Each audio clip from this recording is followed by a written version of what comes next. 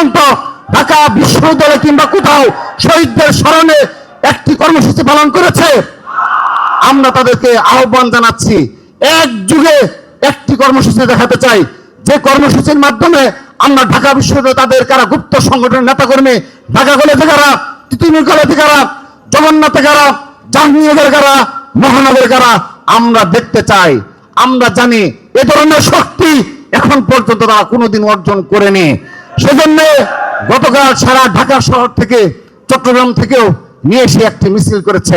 আমরা দেখতে চাই দিনের দুপুরে প্রকাশ্যে ছাত্র দলের হাজার হাজার কর্মসূচি আমরা পালন করি। সে ধরনের একটি কর্মসূচি দেখতে চাই, যে সকল বিশ্ববিদ্যালয় কলেজে এক যুগে একটি কর্মসূচি দেখতে চাই দিনের আলোতে। সংগ্রামী উপস্থিতি, আমি আমার বক্তব্য শেষ পর্যায়ে চলে এসেছি।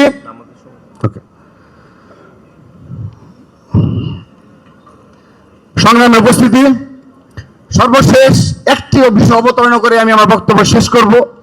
আমাদের সম্মানিত অগ্রজ যারা ছিলেন তারা বক্তব্য বলেছেন যে বুয়েটের কতিপয় গুপ্ত সংগঠনের নেতাকর্মী, কতিপয় যাদের সাথে সাধারণ শিক্ষার্থীদের কোনো সংযোগ নেই, এবং সাধারণ শিক্ষার্থীদের এবং জুলাই আগস্টের গণঅভ্যুত্থানের চেতনা এবং বাংলাদেশের স্বাধীনতা সার্বভৌমত্ব রক্ষায় তারা বিশ্বাস করে না, তাদের গুটি কয়েক লোকজন মিটফুডের একটি ঘটনায় তত্ত্বাবধায়ক সরকার, বর্তমান নির্দলীয় সরকারের কোনো বিচার দাবি না করে, তাদের গাফিলতির কোনো বিচার দাবি না করে, তাদের পদত্যাগের কিংবা তাদের ব্যর্থতার কোনো বিষয় স্পষ্ট না করে রাজনৈতিক উদ্দেশ্য প্রণীতভাবে বিএনপির ভারপ্রাপ্ত চেয়ারম্যান জনাব তারেক রহমানের নামে নোংরা স্লোগান দেওয়ার দৃষ্টতা দেখিয়েছে।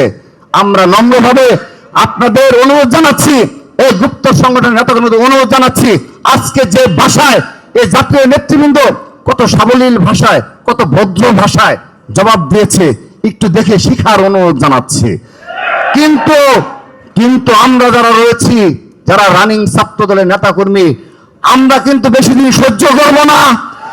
যদি সহ্যের সীমা ছেড়ে যায়, তার যে ভাষায় জবাব দেওয়া প্রয়োজন ছাত্রদল সেই ভাষায় জবাব দিবে, সেই আশাবাদ ব্যক্ত করে, এবং আবারও এত কিছুর পরও জুলাই আগস্ট গণঅভ্যুত্থানের রাজপথের নয়, শুধুমাত্র ব্যানারের নেতৃত্ব যারা দিয়েছে তাদেরকে আবারও আহ্বান জানাচ্ছি, আসুন সকল ছাত্র সংগঠন মিলে আমরা একটি বৃহৎ ঐক্য গড়ে তুলি, এবং জুলাই আগস্ট গণঅভ্যুত্থানের যে ঐক্য, যে চেতনার রয়েছে, এবং যারা শহীদ হয়েছে তাদের স্মৃতির প্রতি, তাদের প্রতি সামান্য দায়িত্ববোধ থাকলেও আসুন আমরা এক এবং ঐক্যবদ্ধভাবে আগামীর সাম্য মানবিক বাংলাদেশ বিনির্মাণে একত্রিত হই, এবং সুন্দর রাজনৈতিক উপহার দিয়ে সেই আশাবাদ, সেই প্রত্যয় ব্যক্ত করে বিদায় নিচ্ছি।